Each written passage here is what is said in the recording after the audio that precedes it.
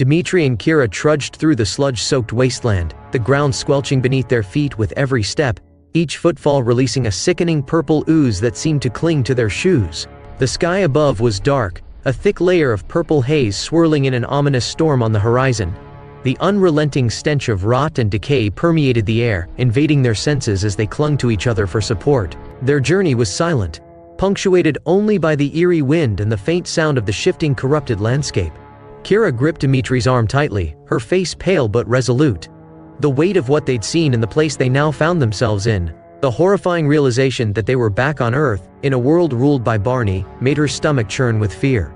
As they approached a looming town, a weathered sign stood crookedly by the side of the decaying highway. Dmitri pulled out his phone, once again translating the ancient script. Kenosha. I guess this used to be some town. Dmitri whispered, more to himself than to Kira, his voice barely audible over the wind. His gaze scanned the surrounding area, noticing the dilapidated buildings crumbling into the earth, their exteriors blackened and burned.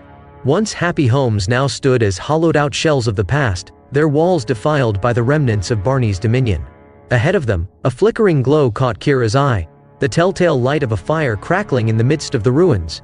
As they cautiously approached, they saw a chilling sight that stopped them in their tracks. A group of decaying felt dinosaur suits, the same grotesque and nightmarish creations they'd been hearing about, huddled around the burning remains of a house. The flames licked at the crumbling structure, casting long, twisted shadows over the dinosaurs' sagging bodies. Their eyes glowed faintly in the dim light, their once bright colors now dulled by years of decay.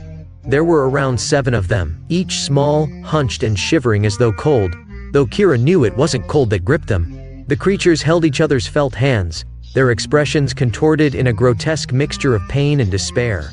Their mouths opened, and in voices ragged and broken they began to sing. In the shadows we stand tall, under Barney's darkened thrall.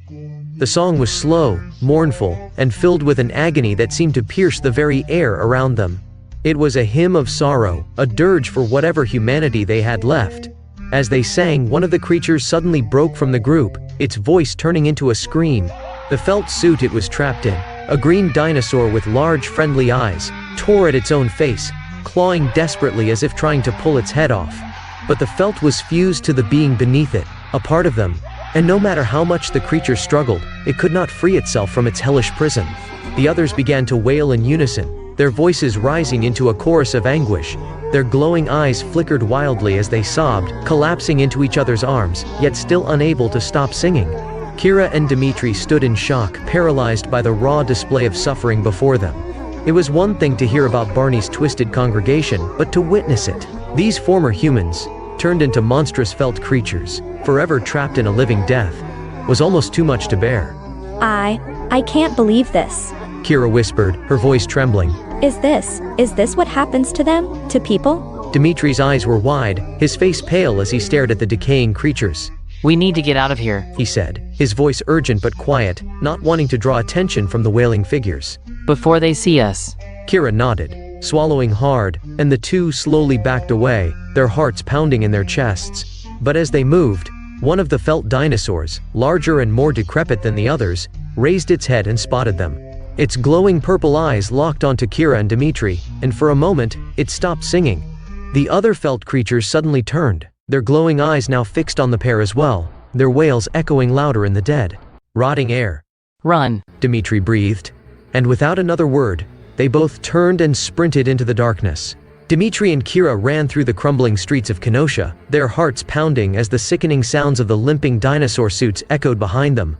The grotesque creatures, bound in their rotting felt skins, couldn't run, but they leapt forward in desperate pursuit, their malformed bodies lurching and flopping through the purple haze. Keep going, Dmitri shouted, his breath ragged. Kira's legs burned with exhaustion, but the fear of what lurked behind them kept her sprinting beside him. They darted between buildings, the remains of a decimated world. Burned-out cars lay scattered across the street like the corpses of a forgotten era, and the shattered windows of hollowed-out homes offered little refuge. Just as Kira thought her legs might give out, Dmitri spotted an alleyway between two dilapidated structures. Here, He hissed, grabbing Kira's arm and pulling her into the narrow space. They pressed themselves against the cold, cracked walls, their breath heavy and labored. The sounds of the limping dinosaurs grew fainter as the twisted congregation passed by, their awkward leaps and shuffling growing more distant. Kira and Dimitri exchanged a relieved look, their breath slowly returning to normal. But before they could even begin to catch their bearings, the door of the building next to them creaked open. Kira instinctively raised her hand to quiet Dimitri, her heart leaping into her throat. The door swung wider, revealing a hulking Pachycephalosaurus suit standing in the doorway. The suit's large dome-shaped head, once meant to look playful and inviting, was now stained with mold and grime, and its glowing purple eyes flickered dimly.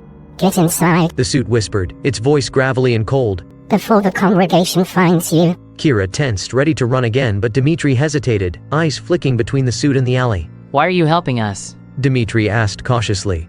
The suit glanced nervously down the alley, then back at them. "You interrupted the alley worship. Barney's congregation hasn't missed a single ceremony in over 1,000 years. Until today, when you humans showed up." Kira exchanged a glance with Dimitri, dread pooling in her stomach.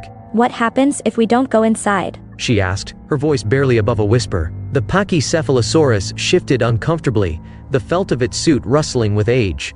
"Barney, he'll bring famine and devastation upon this place. It'll be worse than what you've seen. He'll make sure everyone suffers, even more than they already are." Kira shuddered, her body telling her to get as far away from the suit as possible. But Dimitri, ever curious, pushed for more. What have you all been eating? How do you even survive out here? The suit's glowing eyes seemed to dim further, and its voice took on a cold, almost mechanical tone. "We eat each other. There's no food here. There hasn't been for a long time."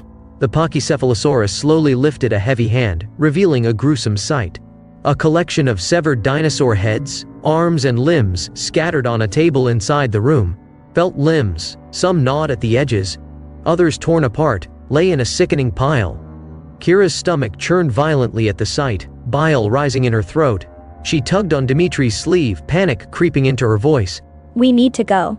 But Dimitri stood frozen, horrified by what he was witnessing. This is what you've been living on? He asked, his voice hollow. The Pachycephalosaurus suit stepped forward. "It's the only way. Barney left us with nothing else. And now that you've disturbed the balance, you'll be next." Before Dimitri could react, the Pachycephalosaurus charged at them with surprising speed, its hulking form barreling through the narrow doorway with a disturbing grace.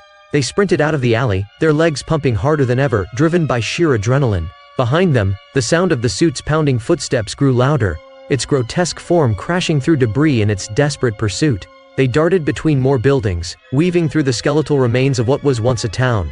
The stench of decay and rot thick in the air. Their hearts raced as they narrowly avoided obstacles, the fear of being caught overwhelming their senses. Kira glanced over her shoulder, and to her horror, the Pachycephalosaurus was still following, relentless in its chase. Dimitri grabbed her arm, pulling her toward a crumbling building with shattered windows. They scrambled inside, leaping over the debris and slamming the door behind them. For a moment, there was silence. But then a low guttural sound echoed from outside, a voice. "You can't run forever. The suit rasped, its words sending a chill down their spines.